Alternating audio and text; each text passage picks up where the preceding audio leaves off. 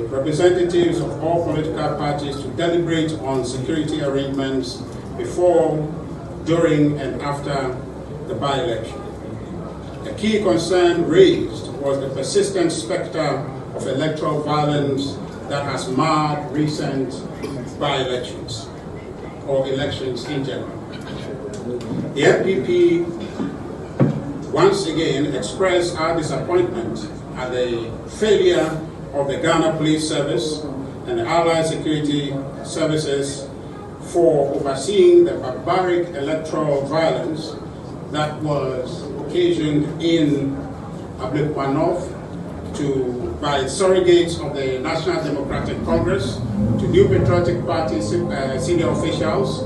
You recall the incident with the Honorable Hava our Deputy National Organizer, Mr. Chris Lawrence, and many people in Ahiagbah North in the 19 police station rerun.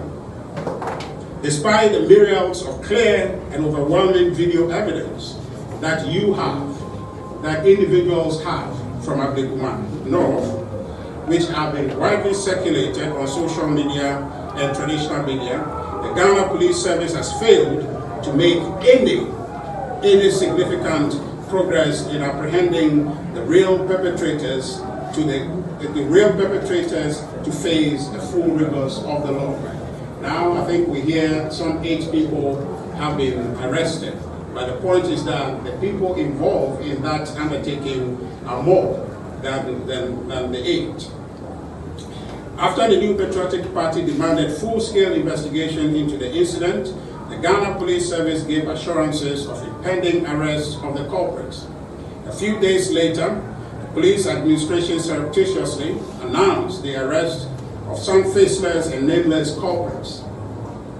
To our utmost surprise, these faceless and nameless thugs who assaulted former ministers, women, and members of the New Patriotic Party were granted bail by the police on our blind side. On our blind side. Again, we reference the public statement made by the NDC Deputy General Secretary, my good friend Mustafa Bandi, in relation to the Akwatia by-election.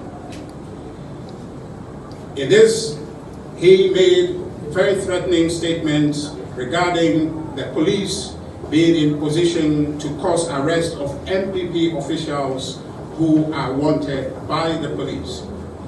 At the meeting with the police, the NPP asked the police administration whether they had any warrants for the arrest of any NPP person, and the IGP's response was that no such warrants exist.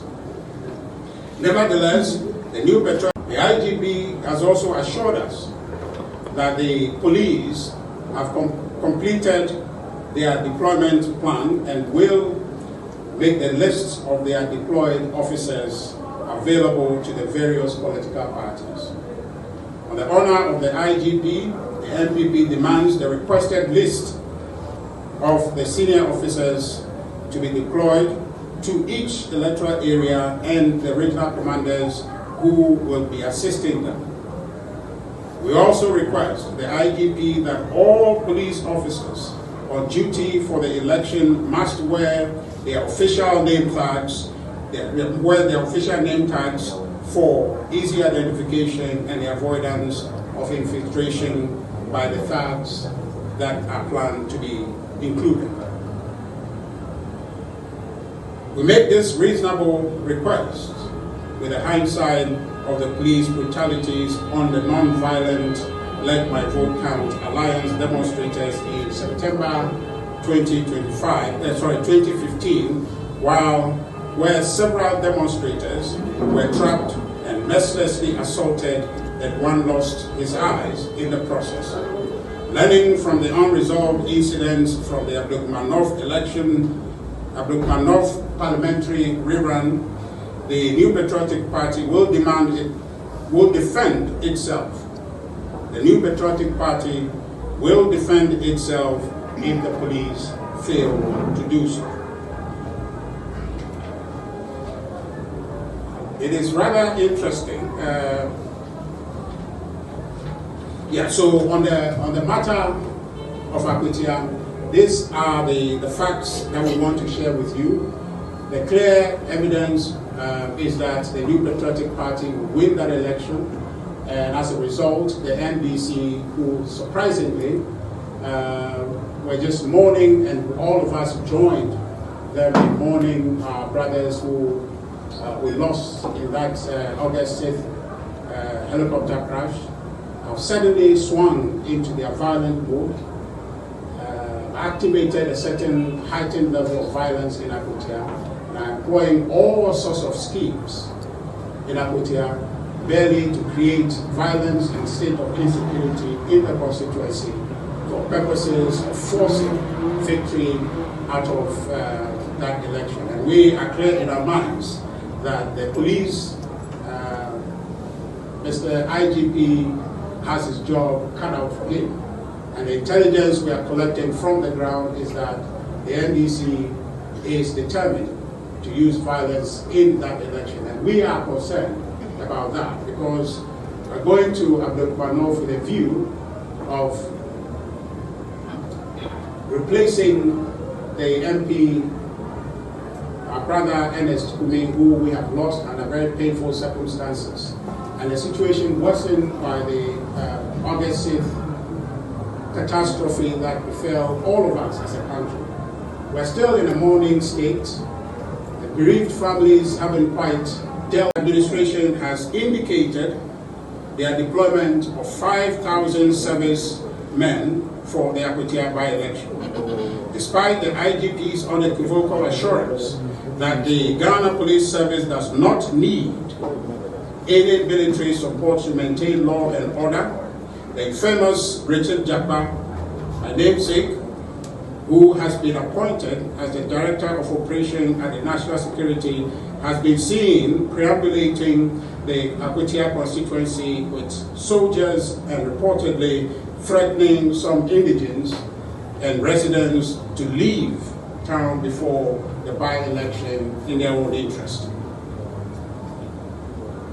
Upon the assurance of the IGP, we want to make it abundantly clear that any soldier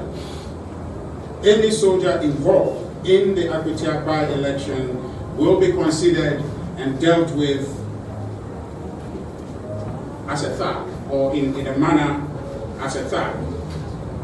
We therefore call on the President, who is the Commander-in-Chief of the Ghana Armed Forces, and in whose responsibility, and on whose shoulder the responsibility of the security of the state rests, to call Richard Jakpa to order and ensure that no soldier meddles in the Akwatia by-election.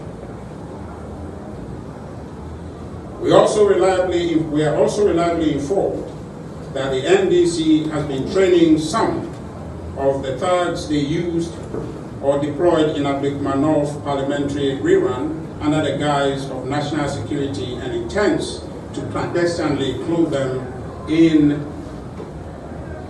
police uniform to deploy them during the by-election.